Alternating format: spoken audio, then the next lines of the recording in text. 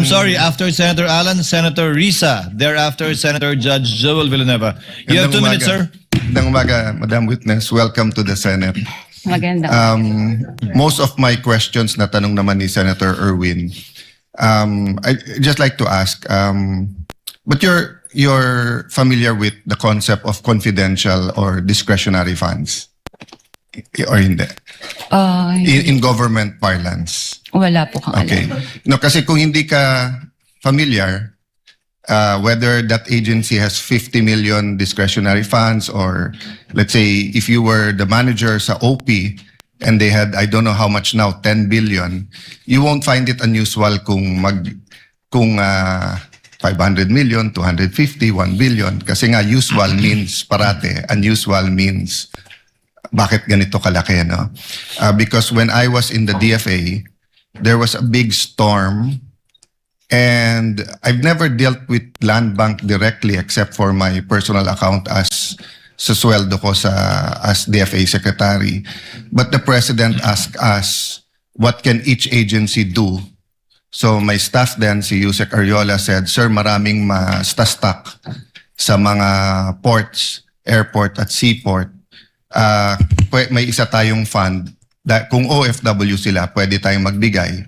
So I think we had to withdraw 50 or 100 million. At sinabi ng branch manager, wala. And then it was a Friday.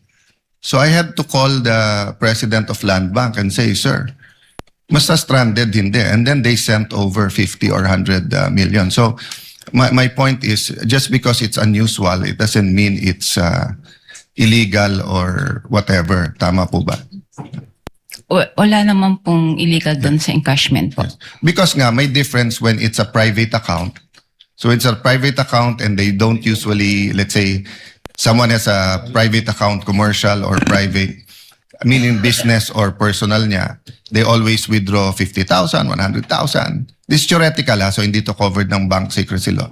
Suddenly, we withdraw ng 3 million, minsan nagtatanong, di ba? Dahil know your customer, di ba? Ganon din sa deposit. I'll just finish this line. Ganon din sa deposit, di ba? So, kung sweldo ko 30,000, every time nagde-deposit ako 30,000, biglang magde-deposit ako 2 million, tatanungin ako, sir, saan galing to? Right? Correct. Pero pag government, as long as you're dealing with the people you identified with, so whether that's DPWH, whether that's DOTR, basta't everything's in order, magtataka ka lang pag sobrang laki ng amount, but then you'll release it. No? Okay. Kindly Thank you. wind up. Yeah, Senator that's all. Judge Alan. Thank you. I was just clarifying that point.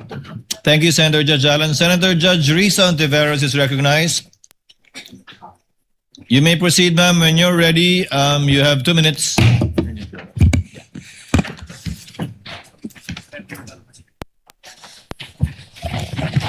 Salamat po, Mr. Presiding Officer.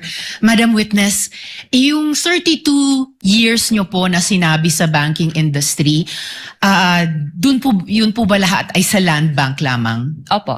Okay. And then, sabi nyo po, unusual. Unusual yung withdrawals na ito. Sa 32 years nyo po sa banking industry, sa Land Bank, nakakita na po ba kayo ng ganyang kalaking amount na withdrawal ever before? First time po. First time. Okay. Sabi nyo nga kanina, unusual yung amount. First time, may ganyang amount na 125 million pesos. Bakit nyo sinabing unusual? Ano yung floor nyo para sabihing unusual yung isang amount?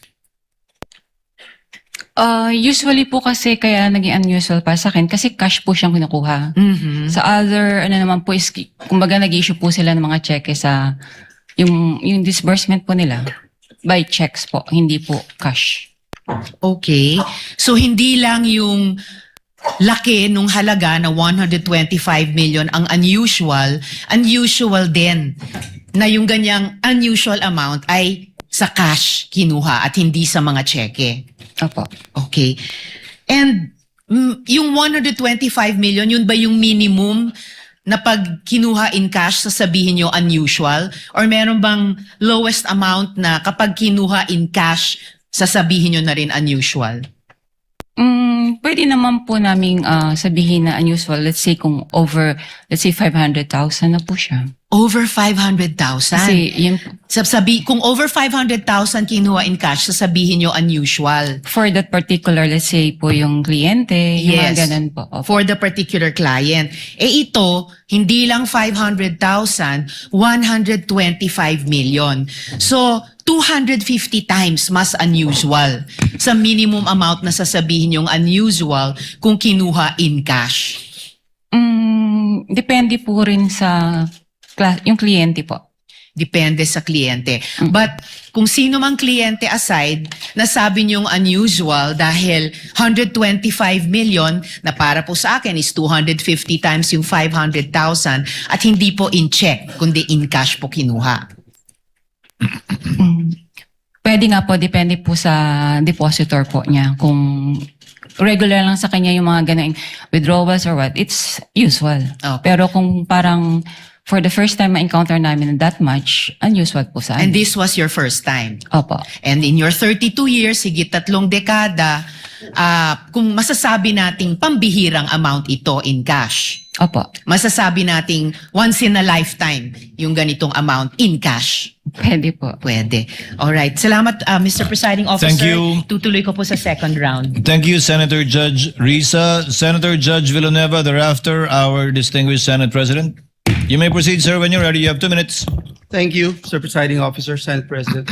Madam Witness, binanggit niyo po yung unusual, no? And gusto kong susugan yung katanungan. Yung usual, below 500,000 pag individual. Pero kung ito'y government agency, paano niyo masasabi na ito'y unusual? Any depositor naman po, kung hindi naman po ganong frequent silang nag-withdraw ng ganong kalaking cash. Kaya po, naano ko siyang unusual. Kung ganito po na 4 na beses na nag-withdraw na 125 million, would you say usual na siya? Unusual nga po. No, Kasi, kung 4 na sunod-sunod na yung binanggit po ninyo, 125 million, sunod-sunod, nagiging usual na po ba siya o unusual pa rin? pwede naman po. Na What is usual. it? Kung sunod-sunod naman po, magiging ano na po siya. Talagang usual transaction na po yun. So, kung ganun nga po na 4 na sunod-sunod, usual transaction na siya. Opo. Madam Witness, as I understand, no, yung process, the BM would provide the funding, notice of cash allocation, and then the agency authorizes the disbursement. At kayo, for example, sa inyong bangko, sa land bank, bine-verify nyo lang at you pay the corresponding instruments. Is that correct? Opo.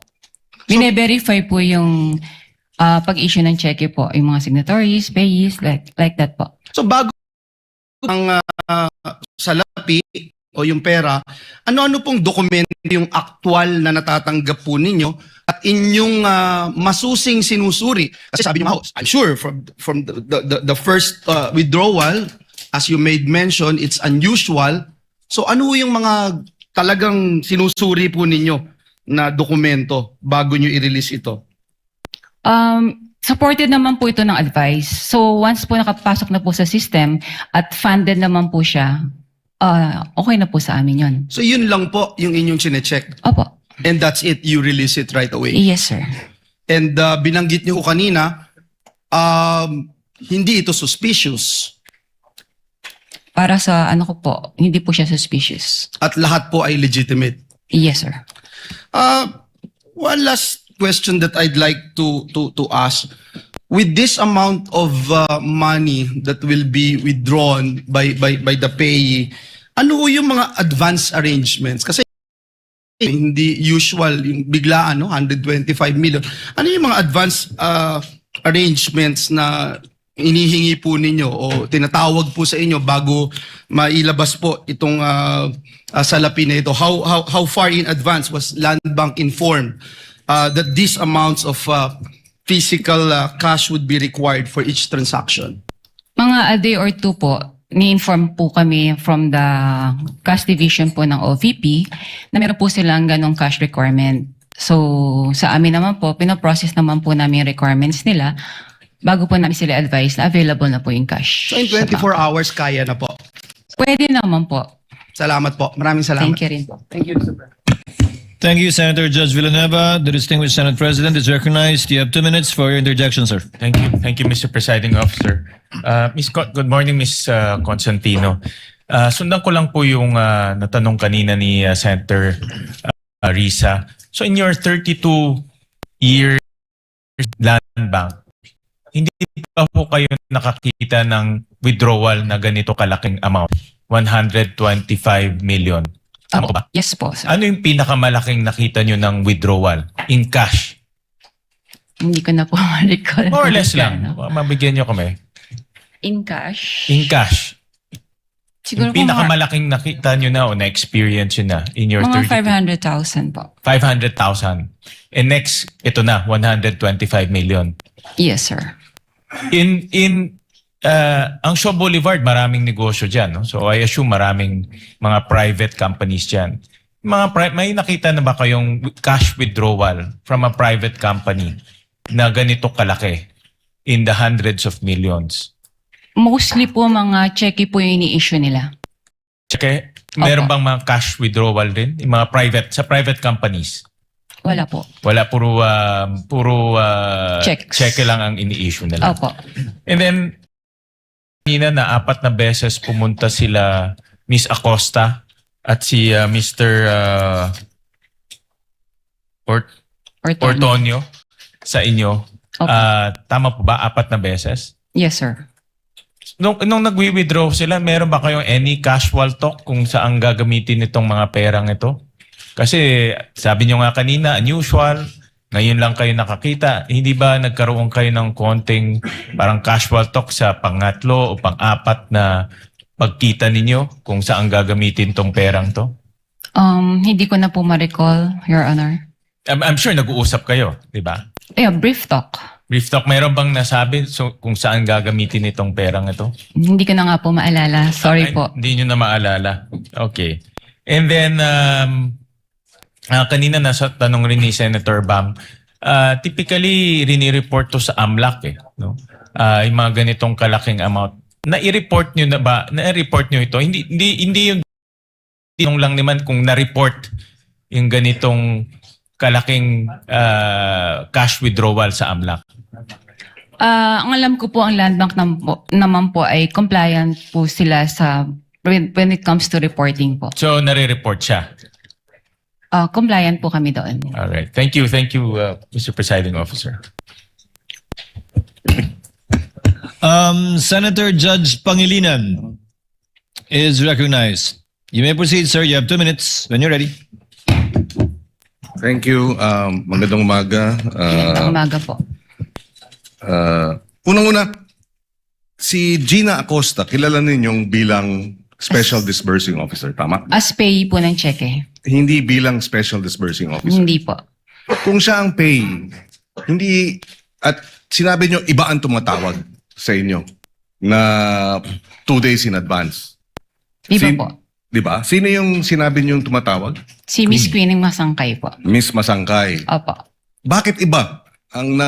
Would you know? Bakit iba yung pay, iba yung tumatawag?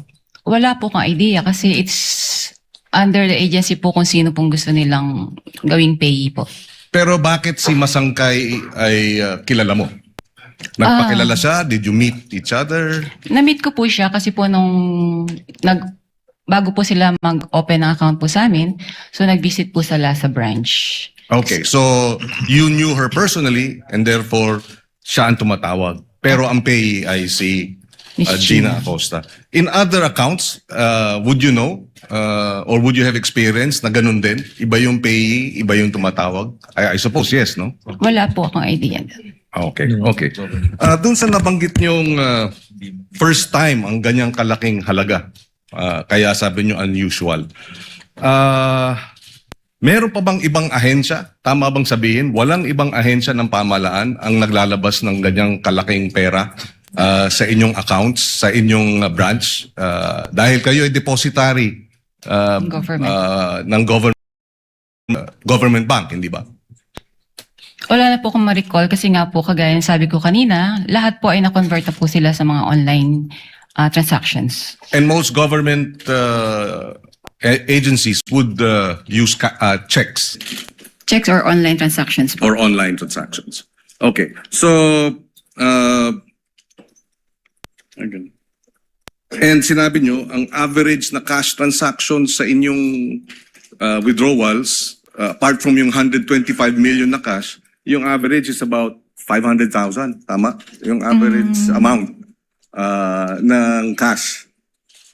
Pwede po or lower than that. Kung cash po. Yes. So, malaki yung agwat, no? Opo. And that's why you say it's unusual. Yes, sir. Okay. I have no other questions, Mr. President, presiding officer. Just to manifest that earlier, the witness said that she's bound by the confidentiality rule under the AMLA law. But to that, but I understand that we will be tackling this matter in another article. We will not concede that you cannot disclose this information, this being the impeachment court. But it being, dahil ito'y itatakal sa ibang articles of incorporation, we will not pursue it at this time. I mean, the articles of impeachment rather. Is it Article 2? Then we will not insist and we will not push the issue at this time. For the record, Mr. Presiding Officer. Noted, but Chair would also like to place on the record that while indeed the court issued a subpoena vis-a-vis the AMLC, the provision of the law on the confidentiality with respect to bank officers are indeed provided for in the AMLC. That bank officers are those authorized to report both suspicious transactions and those exceeding 500,000 are not disclosed whether or not they report. And thank you, Ms. Constantino, for being very cooperative and at the same time prudent with respect to your answers regarding the AMLC provision. Dahil kayo po yung madedemanda kung sakasakaling, hindi naman po kami. If there are no other... Senator Judge Aimee, before we go on a second round. Senator Judge Aimee, thereafter Senator Judge Erwin Tulfo for a second round, Senator Judge Ontiveros for a second round, and Senator Judge Rafi for a second round. Senator Aimee, you may proceed when you're ready, and you have 2 minutes, ma'am. Thank you very much, Presiding Judge. And this is a very simple question by way of information to the prosecution. During the Blue Ribbon Committee, a certain Jean Abaya was called as a resource person. As I recall, she was then the operations head of Land Bank Shaw and assumed the position of department manager thereafter. I understand, of course, that the prosecution has the right to choose your witnesses. I am simply curious, bakit si Ms. Abaya na magtestigo ngayon, samantalang siya yung may personal knowledge ng encashment ng mga cheque na pinag-uusapan? Your Honor, The Honorable Chua may respond. thank you, Your Honor.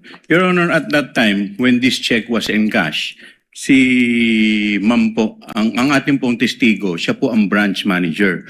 Hindi po si yung nabanggit po ninyo. Yes, alam ko na siya yung branch manager, pero yung operations head at that time, si Jean Abaya. As a matter of fact, she was even able to say that the entire amount of the checks was withdrawn each encashment. So, ang lumalabas doon sa House hearing, kung naalala kong maigi, si Miss Abaya ang direktang nakipag-deal kay Miss Acosta, di ba? Your Honor, kung maririnig po natin yung kanyang salaysay, siya po kasi yung nakikipag-coordinate sa OBP. Siya In fact, nakikipag-coordinate or sino ang direktang nakikipag-usap kay Miss Abaya? Kung ganon. Kay Miss Acosta, sorry. Di ba si Jean Abaya? Pwede po Yun ang akong sumagot. pagkaintindi ko dun sa House hearing eh. Pwede po akong sumagot. Yes, please. Si Jean Abaya po, siya po yung next in rank nung ako po ay branch Siya manager. yung? Next in my rank. Oo, yeah. Opo. Pero siya ba yung direktang nakipag-deal kay Miss Acosta ng DepEd? Ako po ang direktang sa OVP po. nakakapagtaka lang kung bakit nung House hearing, si Ms. Abaya ang siyang nagsabi ng direktahan na yung entire amount ng cheque was withdrawn each encashment. Hindi po kayo. Ba't nagkaganon? Your Honor, bali po si Gina Baya po ang naging incumbent manager. Siya po yung pumalit sa akin as branch manager. So at that time, tinanong po nga siya. So since operations manager po siya, aware din po siya sa transaction. Pero natanong din po siya kung sino ang direktang kumakausap sa cash division Okay. staff. So kaya po ako napatawag. Kayo yung direktang nakipag-usap. Opo. Kahit siya ang nag-attest na talagang buong amount ang withdraw. Ganun ba Aware yun? naman po siya sa mga transactions din po sa branch. Okay, maliban doon, Ms. Constantino, nung House Blue Ribbon, narinig ko, nung tinanong ni Congressman Luistro, sino ang nag-withdraw ng pera at linagay sa mga bag, nung una, sabi niyo, you didn't recall. Matapos noon, medyo may leading question si Congresswoman noon eh. Kasi ang sabi, do you recall Ms. Acosta? Do you recall Mr. Ortonio? Bigla ninyong naalala si Ms. Acosta at si Mr. Ortonio. Tama ba yun? Ba't nagkaganon? Nung una, hindi ninyo maalala. Pagkatapos noon, naalala na ninyo. Pwede ko Ano po ba talaga ang naaalala ninyo? Para klaro tayo. Pwede po ba nating balikan po kung yung transcript po talaga? Kasi baka po, mamaya, baka lang po, I'm sorry, may iba pong issue before. Tapos po natanong ako kung bakit ko po kilala yung dalawa. So baka po may iba Kasi pa nung pong una, story up behind. tinatanong kung nare-recall ninyo, sino naglagay ng pera sa mga bag? Sabi po ninyo na hindi ninyo maalala. Tama ba yun? Ang pagkakaalala Kindly ko po, wind up. ang pagkakaalala ko, sorry po. Ang pagkakaalala Sumasagot ko po, ang sinagot ko po yon na si Yes, Miss yes. Gina ang naglagay at si Mr. Ortonio. Ang hindi ko po ma-recall kung sino po yung naglabas na ng cash. Uy, hindi ng ko bags. tinatanong yon. Hindi yon ang tinutukoy ko. Ang tinutukoy ko, yung pa-iba-ibang sagot. Kasi nung una sabi nyo, hindi niyo maalala kung sino naglagay ng pera sa bag. Pagkatapos nung binanggit sa inyo, do you recall Miss Acosta? Do you recall Mr. Ortonio? Naalala ninyo kung sino naglagay na yung dalawa. Bakit ganon? Yun lang po. Ang Kindly wind up, pagkakaalam, ma'am. ang pagkakaalam, Considering that Miss Acosta is allegedly the payee, bakit hindi niyo yun naalala kaagad? Doon ako nagtataka. wala po akong matandaan na sinabi ko na hindi ko ma-recall po yung naglagay ng pera sa bags. Ang alam ko po, nare-recall ko kung sino po ang naglabas ng bags. Okay, Outside the bag. balikan na lang po natin yung transcript Sige doon sa po. lower house Kung pwede at po. baka maipaliwanag ninyo sa amin na maigi. Maraming salamat. Sige The po, lady may ma'am. avail for round 2 with the permission of Senators Erwin Tulfo, Ontiveros, and